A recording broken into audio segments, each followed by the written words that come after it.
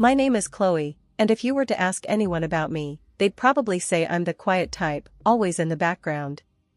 I work as a lab assistant, which suits me fine because it means less chit-chat and more focus on the details. Life's pretty routine: work, home, and the occasional outing with my friend Lisa, who's about as loud and lively as they come. Tonight, she somehow convinced me to tag along to one of her infamous house parties. "Chloe, you gotta stop hiding in your shell. It's just a few friends, and hey, you might even have fun," she had said, practically pulling me out of my apartment. As soon as we walked in, the difference between us was glaring. Lisa was in her element, her laughter filling the room as she mingled effortlessly. I, on the other hand, found myself plastered against the nearest wall, clutching a soda like a lifeline. The music was too loud, the crowd too much, but there I was, trying to blend into the wallpaper. "Hey, you made it!" Lisa shouted over the music as she darted back to me, a guy trailing behind her. "Chloe, this is Tom." "Tom, meet my best bud, Chloe." Tom was your typical good-looking guy, tall with a smile that probably got him out of trouble more times than it should. "Nice to meet you, Chloe. Can I get you something stronger than soda? Maybe loosen you up a bit?" he joked, nodding at my drink. I managed a smile. "No, thanks. I'm good with this." Lisa winked at me, before being swept away by another group of friends, leaving me with Tom. Awkward didn't even start to cover it. "So, Chloe, Lisa tells me you're the brains of the operation at your work. A scientist, right?" Tom tried to start a conversation, leaning against the wall next to me. "Lab assistant," I corrected him, tucking a strand of hair behind my ear. "I'm not really the brain, more like the hands." Tom chuckled. "Modesty, huh? That's rare." We somehow stumbled into a real conversation. Tom was surprisingly easy to talk to, and as the night wore on, I found myself sharing little bits about my life, my love for quiet weekends, and my secret passion for old detective novels. He listened, really listened, and by the time the party started to thin out, I was actually laughing, the genuine kind that bubbles up without permission. "You know, you're nothing like I expected from Lisa's stories. You're cooler," Tom said, his tone sincere. I raised an eyebrow, surprised by his comment. "And what exactly did Lisa tell you?" "That you were shy, kinda introverted. But you're just chill, not uptight. It's refreshing." His words, oddly enough, didn't feel patronizing. They felt like a compliment, and from someone like Tom, it meant a bit more than it should have. "Thanks, I guess. You're not too bad yourself, for a party animal," I teased back, realizing that I didn't want the night to end just yet. "Party animal, huh? I might quote you on that," he laughed, pulling out his phone. "Let me get your number. We should hang out, maybe somewhere quieter where you don't need to shout over the music." I hesitated for a moment, the old fears whispering that it was a bad idea, but then I typed my number into his phone. "Okay, but if you make me go to another party, we're going to have a problem," I warned him. "Deal. No parties. Maybe just a coffee or something," he promised with a smile that made me think that maybe, just maybe, stepping out of my comfort zone wasn't such a bad idea after all. Just a few months after the party where I met Tom, things had gotten pretty serious between us. I remember it was a chilly evening in late autumn when he popped the question. We were walking through the park, leaves crunching under our feet, when he suddenly stopped and looked at me with those eyes that seemed to see right through to my soul. "Chloe, I've been thinking," Tom started, fumbling a bit, which was not like him at all. He was usually so smooth. "I don't want to spend another day without knowing you're officially mine. Will you marry me?" He pulled out a small box from his pocket and opened it to reveal a simple but beautiful ring. I nodded, my voice a mere whisper. "Yes, I'll marry you." The joy on his face was unmistakable. We spent the rest of the evening talking about our future, making plans that seemed like distant dreams coming to life. But the real test came when we decided it was time to meet his parents. Tom had mentioned his folks a few times before, but he always kept the details light. When the day came, we drove out to their place in the suburbs. It was a large, imposing house that screamed of old money and pride. Tom squeezed my hand as we rang the doorbell, giving me a reassuring look. His mom, Mrs. White, opened the door. Her smile was polite but didn't reach her eyes. "Thomas, you're here. And this must be Chloe," she said, her voice smooth but cool. Mrs. White led us into a lavish sitting room where Mr. White was waiting.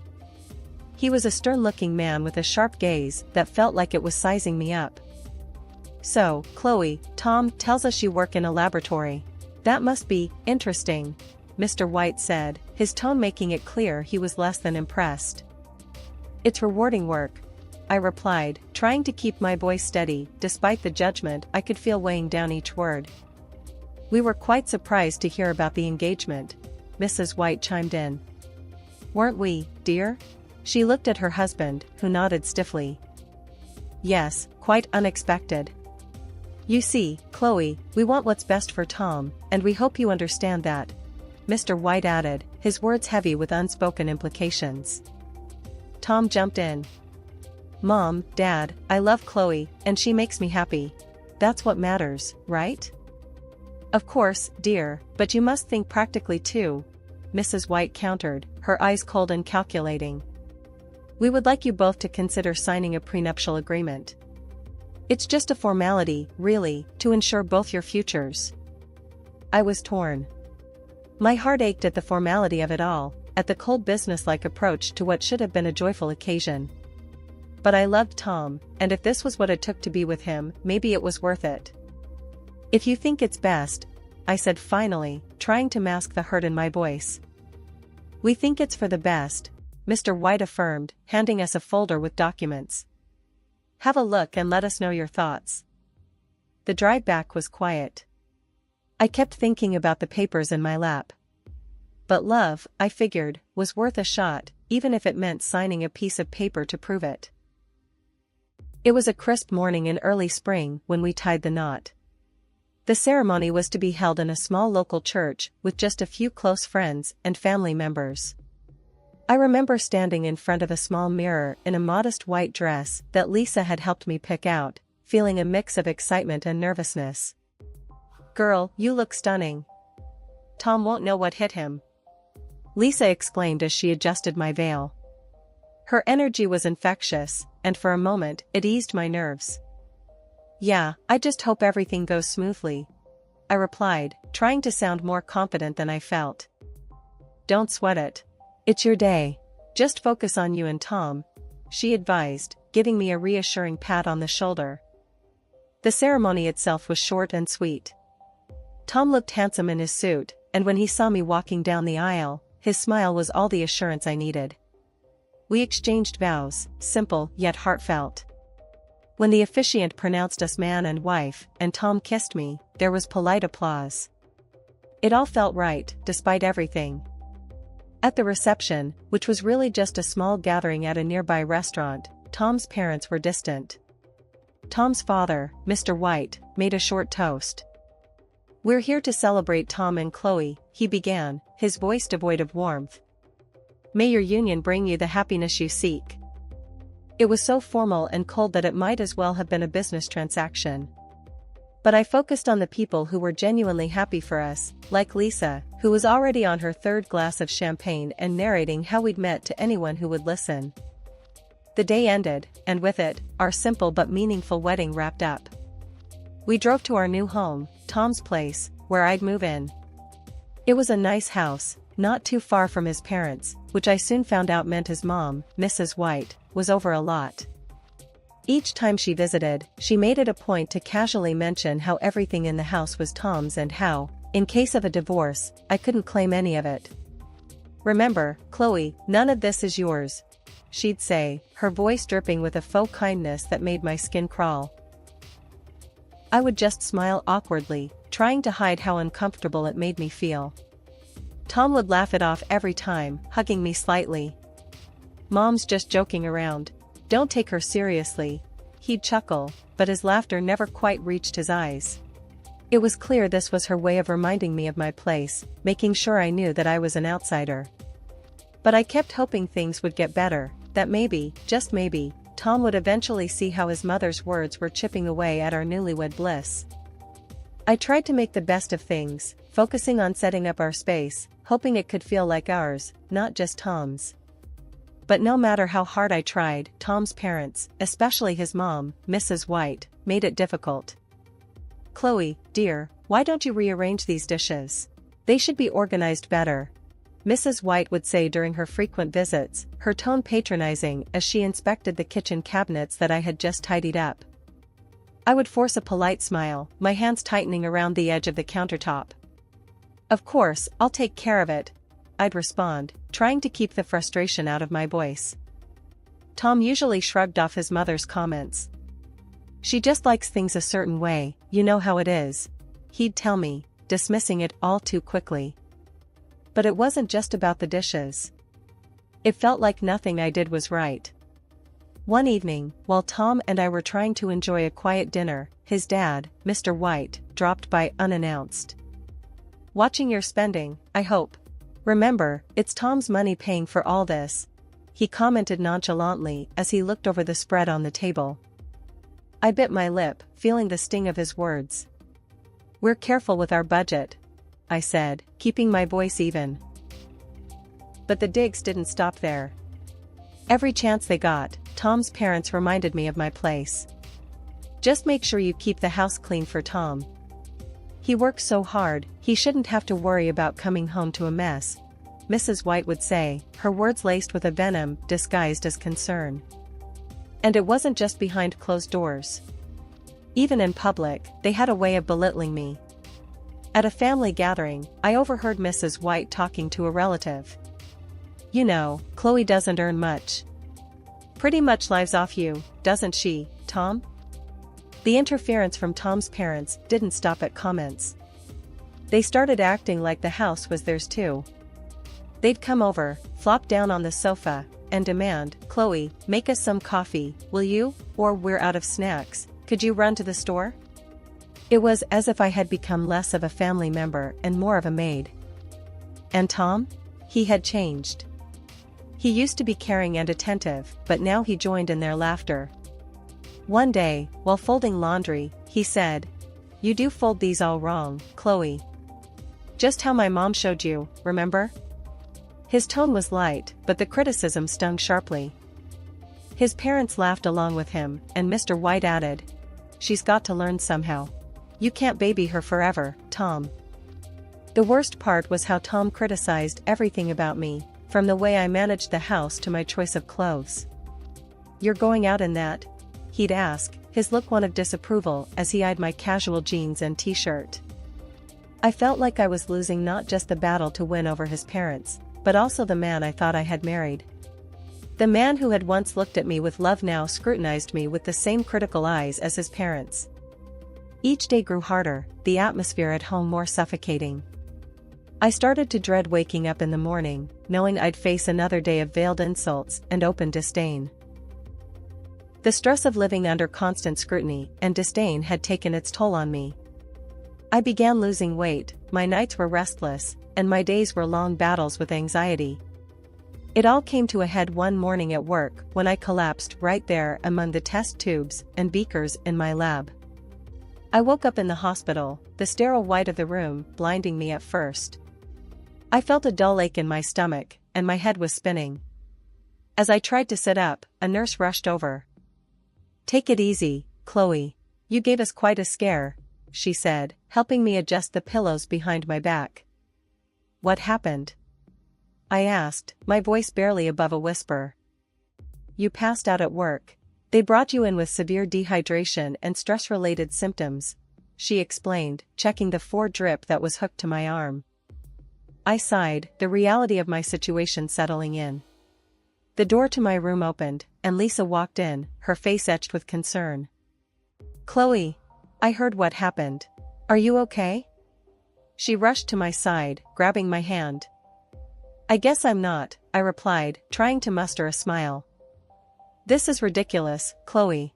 You can't go on like this," Lisa said, her voice stern, filled with worry.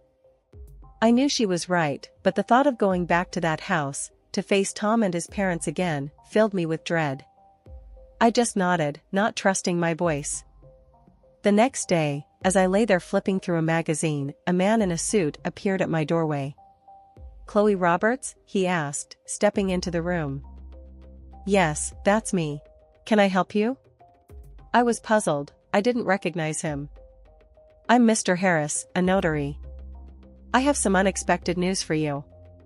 You've been named as the sole heiress to your great-uncle's estate. He passed away last month, and it seems you are to inherit $20 million, he announced, holding out a stack of documents. I blinked, sure that I had misheard him. "I'm sorry, come again? Did you say $20 million?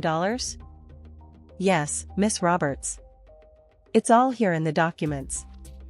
Your great-uncle left everything to you," Mr. Harris confirmed, handing me the papers. I was in shock. But I barely knew him. Nevertheless, he remembered you. "If you have any questions or need assistance with the inheritance process, I'm here to help," he offered. The news was overwhelming. As Mr. Harris left, my mind raced with the implications. My phone beeped with a text from Tom, the first since I'd been hospitalized. "Hey, heard about your uncle. Sorry for your loss. How are you feeling?" The message read.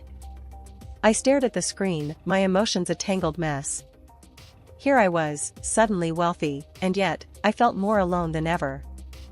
"Getting better," I texted back, not quite ready to share the news of the inheritance. Later that evening, as I lay in the hospital bed, the weight of the day's revelations pressing down on me, I made a decision. I couldn't go back to my old life, not now. With this inheritance, I had the means to change everything. The thought was both terrifying and exhilarating. I was still processing the shock when Tom and his parents came to visit. They hadn't been by since I was admitted, which spoke volumes. But today, they were all smiles and concern.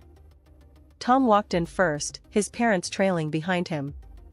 "Hey, Chloe, how are you feeling today?" he asked, his voice a tad too sweet. I adjusted myself up in bed. "Better, thanks," I replied, watching them carefully.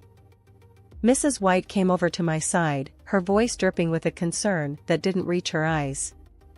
"Oh, Chloe, we've been so worried about you," she said, her hand brushing mine. "That's kind of you," I said, pulling my hand back subtly. Mr. White stood at the foot of my bed, his arms crossed. "Yes, well, we're family. We take care of our own," he added, though it felt like a rehearsed line. Tom sat down next to me, taking my hand again. "We just want to make sure you're taken care of, that's all," he said, squeezing my hand. I nodded, feeling the weight of their stares. They seemed unusually attentive. I appreciate that. As their visit dragged on, their questions began to veer towards my health in a way that felt more invasive than concerned. "So, when do the doctors say you can leave the hospital?" Mrs. White asked, peering at me closely. "Soon, I hope. I'm starting to feel a lot better," I replied, wary of revealing too much. After a few more minutes of strained conversation, they left, promising to return soon. I lay back, a sense of unease settling over me. Their visit felt off, their questions too pointed. Curious and cautious, after they left, I decided to see for myself what they were up to. I quietly got dressed and followed them at a distance as they walked toward the parking lot. Hidden by the corner of the building, I overheard their conversation. "That stupid cow doesn't know what's coming," Tom laughed crudely. "She thinks we care about her? This is all just until we get that money. And make sure she gets pregnant soon, Tom. If she has a kid, she won't leave. Then we're really in control," Mrs. White added viciously. Hearing them speak so callously, plotting to trap me further, was the final straw. My heart pounded with a mix of anger and resolve. I had seen their true colors, and it was uglier than I could have imagined. I slipped back to my ward unnoticed, my mind racing. Their treachery was clear, and my path forward was too. For perhaps the first time in my life, I knew I had to stand up for myself. I wasn't going to be their victim any longer. When I was discharged from the hospital, the idea of going back home filled me with a mix of dread and determination. As I walked through the door, I saw Tom and his parents sitting in the living room, their faces lit up with forced smiles. Mrs. White even went as far as to cook my favorite dish, spaghetti carbonara, which sat steaming on the dining table. The sight was almost comical, her trying so hard to play the doting mother-in-law. It felt like a scene from a bad play. Tom rushed up to me, his smile a little too eager. "Chloe, you're back. We missed you so much," he said, pulling me into a hug that I didn't return. "Thanks, Tom," I said, pulling away gently. I glanced around at the staged setting, my resolve hardening. As we sat down to eat, the tension was palpable. They were trying too hard to act normal, but I could see the impatience flickering in Tom's eyes. It didn't take long before he dove straight to the point. "So, Chloe, when do you think you'll get the inheritance? There's so much we can do with it," he asked, trying to sound casual, but failing miserably. I put down my fork, looking him straight in the eye. "Tom, it doesn't concern you." "Because I'm filing for divorce," I stated calmly, sliding the divorce papers across the table towards him. The room went dead silent for a moment before a terrible scream erupted from Mrs. White. "Chloe, have you lost your mind? Think about what you're doing." Tom's face turned from shock to desperation. "Chloe, please, I love you. We can fix this. Don't throw away our marriage over a misunderstanding," he pleaded, his voice cracking. But I was done listening to lies. "A misunderstanding?" I echoed sharply. "Calling me a stupid cow behind my back is not a misunderstanding." "I heard everything, Tom. Everything." Mrs. White's face turned red, her anger barely contained. "You ungrateful girl. We'll sue you for half of that inheritance. You'll see." I reached into my bag and pulled out a copy of the prenuptial agreement. "Actually, you won't," I said, tossing it on the table. "This says otherwise. You can't touch my inheritance." Tom and his parents stared at the document, the color draining from their faces. I stood up, my chair scraping loudly against the floor. I found a small apartment in a quiet part of town where the mornings were filled with the sounds of birds, not bickering. It wasn't just a new place, it was a fresh start. I spent the first week just settling in, buying a few pieces of furniture, some plants, making it mine.